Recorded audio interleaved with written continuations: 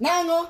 Ber. Hivi nande? Adhima ber pasta. Uko aje? Na iko dhiaga na nande. Zitaenda? Uko aje pasta? Zitaenda si yuko mzuri. Nini tena pasta? Naona umenitembelea karibu nyumbani. We, mama nani? Leta chai. Usiniletee chai, muniroge nikufe. Kai.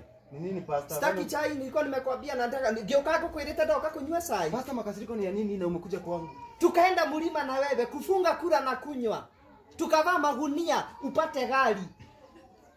Gari ndio hii pasta tulipata. Ulipata, lakini ile kanisa ndio unapaka gari. Nikihubiri ninaangalia kwa dirisha naona unapaka huko gari.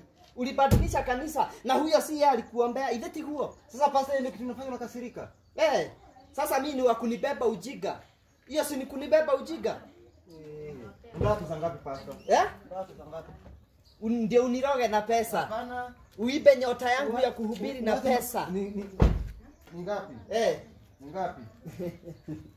Ni ngapi pasta? Ni unajua hata usiku anataka ujipeshi manini. Hapana, hii ni roho safi pasta.